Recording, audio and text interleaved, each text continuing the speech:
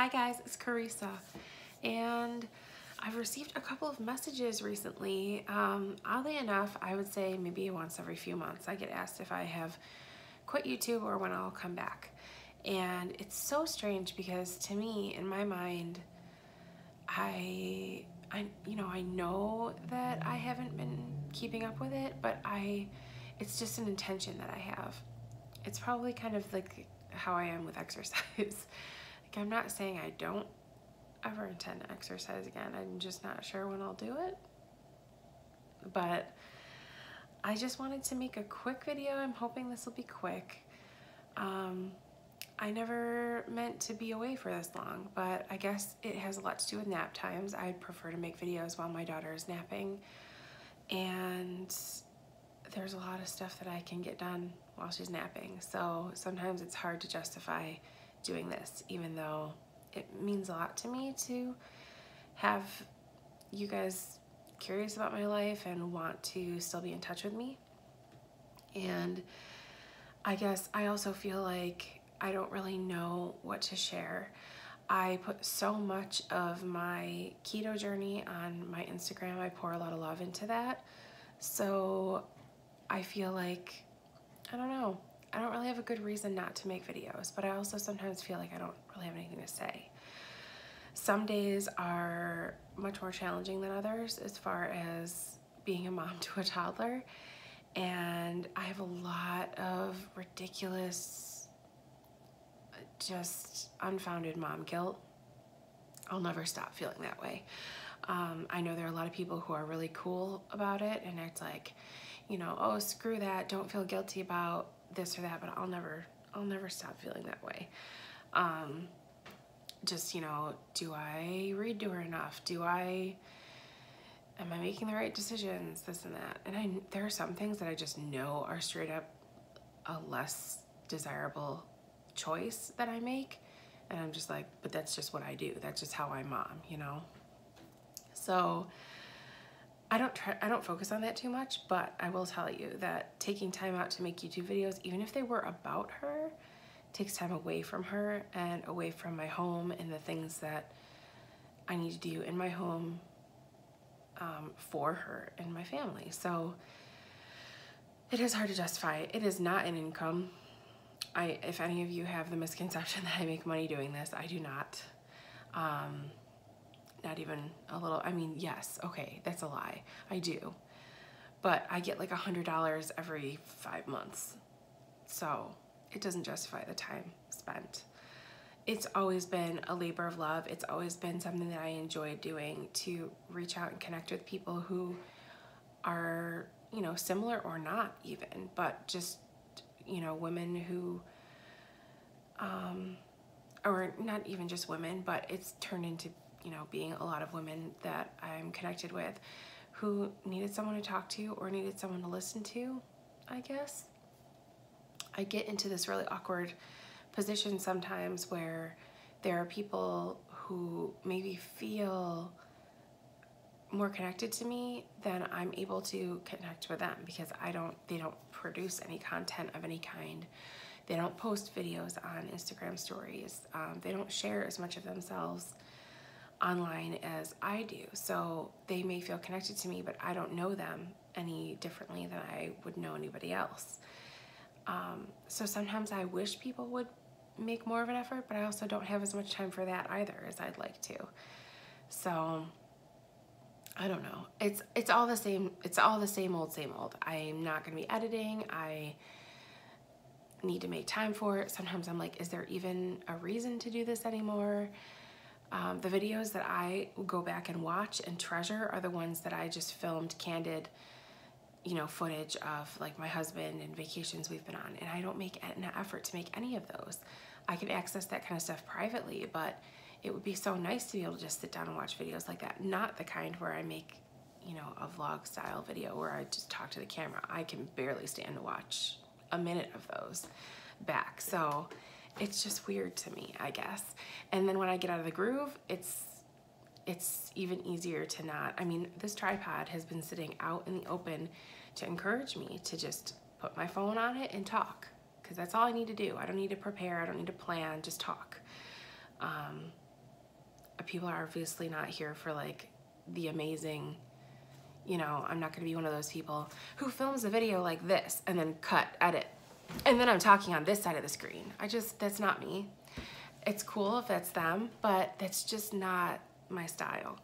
So I do have keto content that I really feel like Instagram is not the platform for, because I just am too chatty, and having like a 15-second or however many second interval to speak before I'm cut off is suffocating. So I was thinking about making some lists, like maybe top 5-ish, top 10 product lists, things like that for the end of the year, which is coming up. Whoa. And also my daughter's birthday, she's gonna be 2. Can't even talk about it. I've been 2, coincidentally, is her favorite number to say. Really, it's the only number she says. So if we count, you know, I would count down on something if she was getting upset. Like if I was gonna play a YouTube video for her, she loves music, she loves dancing. So, and she loves Bruno Mars, his music. So if I go to play a Bruno Mars video and there's an ad in front of it and it's an unskippable ad, even the skippable ads, she gets upset. So I would count down so that she would know like it's starting. And so I heard her one day counting down to a video and she was going 2, 2, 2. She was just, all the numbers were 2. So we've been talking about that lately. How old are you gonna be? You're gonna be 2. And I feel like it's helping me cope with that, because oh my gosh, like people tell you that it goes fast, but my God, you just don't for a second understand. There are clothes of hers that I, like hand-me-downs, I pulled out of the closet recently that I folded up, because here I was thinking like they were 2 and 3T, which is basically what she wears now. And I remember thinking, it's gonna be so long before we need these. And it feels like I said that a week ago. It's so weird. It's especially difficult for me when someone I know has a baby. Like my cousin's son, he's so cute. And whenever I hold him, I feel like I was just doing this. Like, how is this not my life right now anymore, you know? Oh, but I love it so much.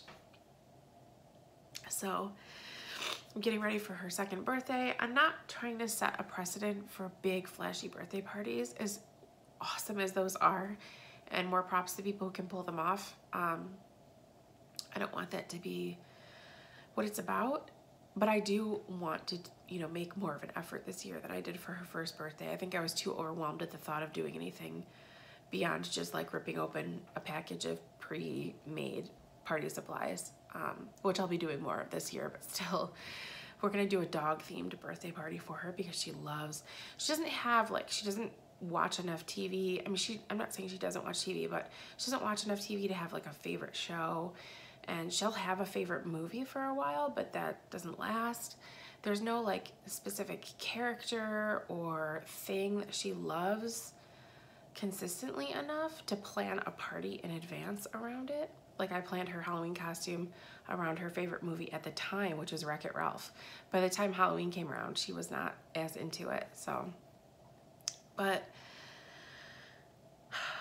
she loves dogs. She consistently loves dogs, and she will point out dogs everywhere we go, pictures of dogs on bags of dog food at the grocery store. She is so into dogs. So it's one of those things that if she says a dog and we don't acknowledge it, she will say it until we acknowledge it. So I figure that's a pretty safe theme for a birthday party. I'm also planning, I'm really excited about this because she's finally starting to seem like she appreciates books. She had a few favorites, a handful of favorites for a while, and then she had a period of time where she had no patience for them whatsoever and didn't ever want me to read them. And now she's sort of getting into it. So I'm gonna do an advent calendar for her with books, and I haven't decided yet if I'm gonna do 12 or all 24. 12 would be more affordable, obviously, but I've been finding books really great for really great prices There's a website I think called Thrift Books or something someone told me about recently, and eBay has been a gold mine. Like, I'm finding things for $3 with free shipping. So if I continue to do well with that, I may do all 24. But this one just came in today, which I'm really excited about. It is, oh, it's Melissa and Doug, of course. That's why it's so fabulous. But I found it for only $9, which when I first found it, I couldn't find it anywhere for less than 15 plus shipping. So I was like, if I can't get that for $10 or less, I don't know if I'm gonna buy it. But this is more of an interactive, this is almost more of a toy. The rest of the books, I think I'm gonna get her corduroy, and I got her a Richard Scarry book, which I used to love those when I was a kid, and there's a lot of things to point out. So she might enjoy that. And something illustrated by Joyce Wan called Frog and Friends. I have a few other things coming, but, and I might do some Christmas themed books, like maybe 1 or 2. But this is a little soft book where everybody may be like, all right, Carissa, we know about that. But it's a doll, it's called What Should I Wear? And you put her inside an outfit, and each page is a theme for that outfit. And I thought that was really cute and interactive for her. But I'm gonna try and wrap those as they come in, so it's not as daunting. Plus, depending on if I start it on December 1st or not, I want it to be like ready for, that's gonna happen in no time. Oh my gosh, it's almost Thanksgiving, for crying out loud. So, but as far as a question I get a lot, and I feel grateful for how delicate people are when they ask it, but a question I get a lot, even from my primary doctor who I saw for a physical recently, is whether or not we would have more children. And I guess the problem is it's not a question of whether or not we would, it's whether or not we can.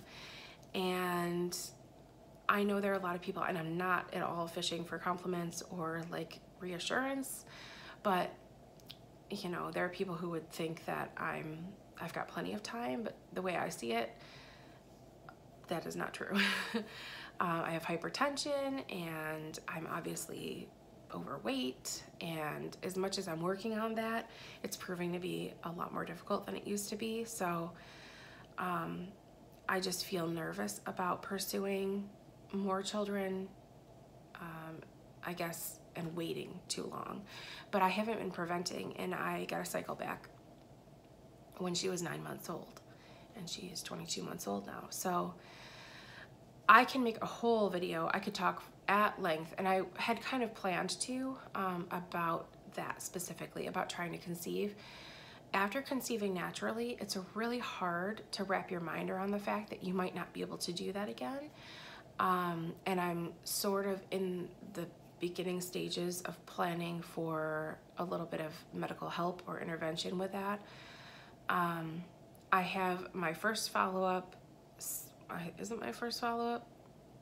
I don't know. I have my next annual screening, let me just say, with my gynecologist in a couple of weeks.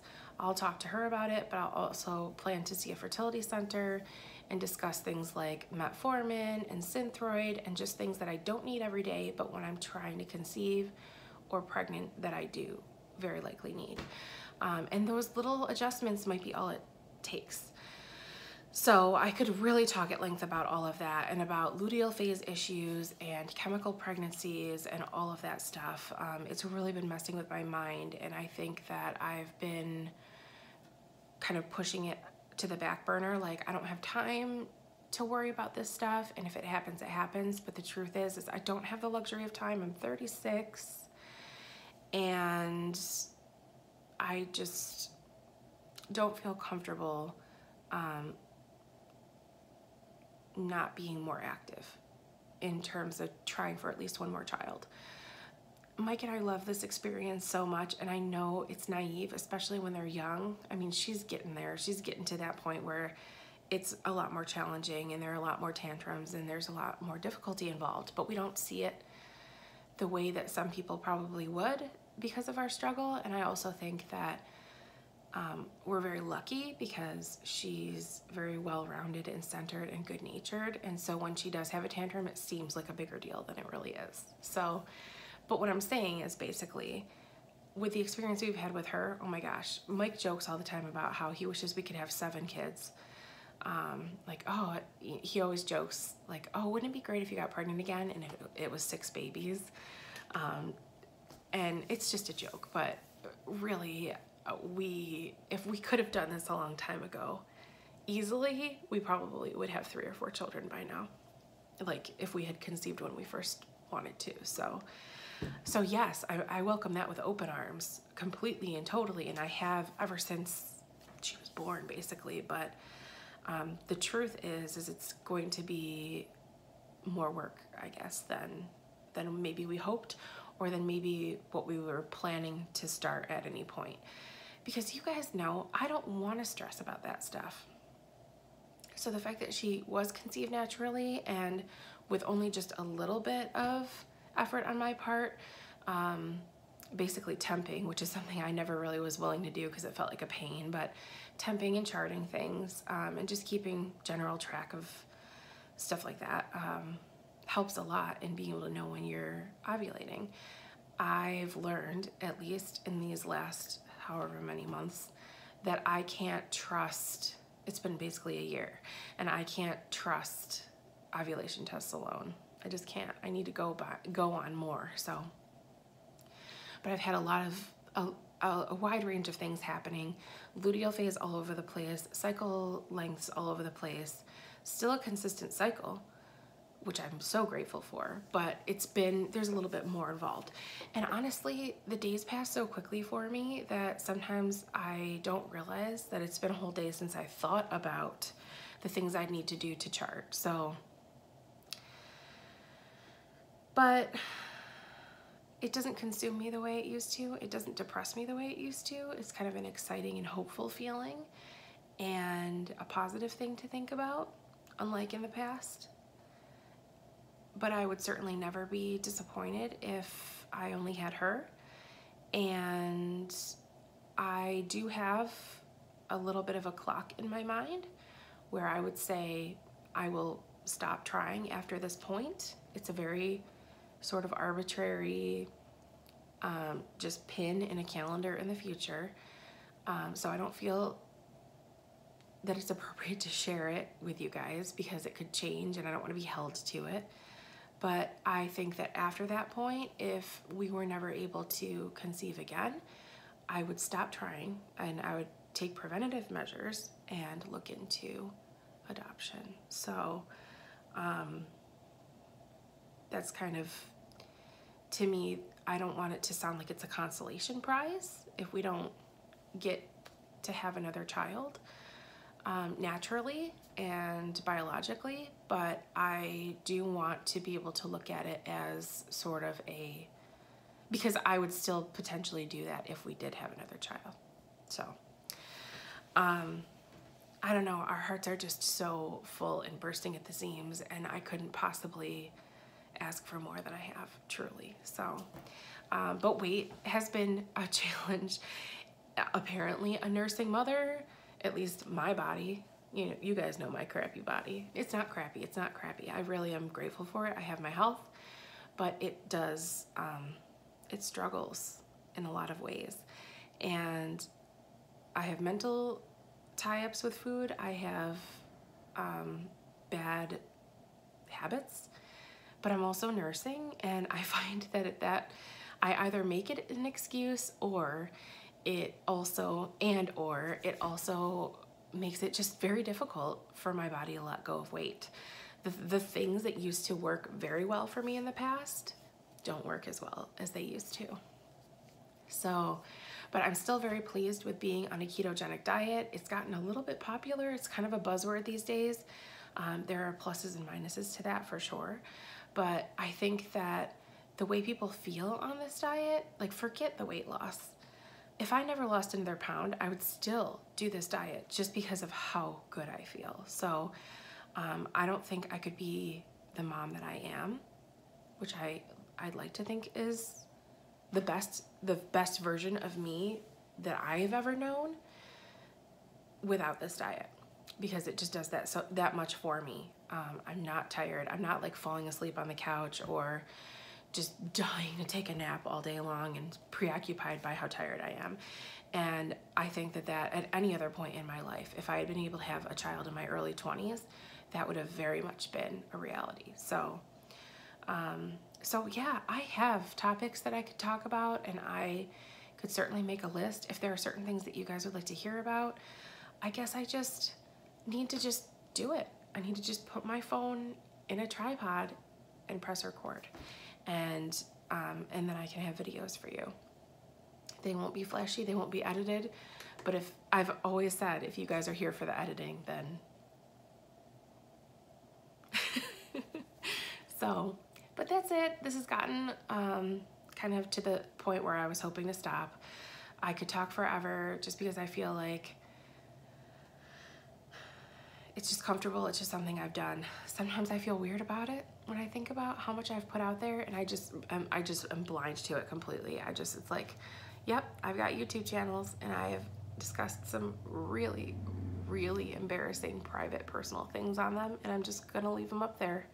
Also, we should discuss the fact that my nose looks the way it does, if you can even see it, because I got another bout of that staph infection, or impetigo, or whatever they guess it is, in my nose recently. So I'm on the upswing. It's actually healing now, and not swelling anymore, but it was definitely getting to that point, and unfortunately that's just a reality of my life. I think I have to be very, very careful about not getting injuries to my nose, like not blowing it too much. Even if I'm sick, I need to find new ways of dealing with that, like possibly using baby wipes or wet wipes of some kind, because that's how it tends to start. And this one started because Vera bumped me in the head with her. She was okay. It didn't hurt her. It hurt me, but her forehead hit my nose pretty hard, and then within minutes I could tell that this was coming on. So not an ideal time to start making videos again when I have like this kind of thing going on, but who cares, right? If I cared that much, I would have waited until I was showered before I sat down and talked to you guys. So that's it. I hope you guys are doing well, and I thank you for reaching out to me and talking to me, asking me questions. So often people are so delicate and kind and respectful, and it makes me feel really proud to know people like that on the internet, because I feel like there is not a ton of that out there, or at least you kind of have to go a ways to find it. So thank you for caring, and just, I don't know, it means a lot to me. So I'm gonna post this as soon as I can, hopefully get a little bit more done during this particular nap. And I hope you guys are all doing well. And if I don't talk to you before then, I hope you have a wonderful Thanksgiving, to my US friends. Not to be one of those Americans. Ugh. Not gonna get into politics, but sometimes I think that it seems really obvious that I'm American, and I forget that not everybody is. And I'm sorry about that. But these days it's, no comment. Anyway, thank you guys for reaching out and for being here and for being so supportive and wonderful. And hopefully I'll talk to you soon.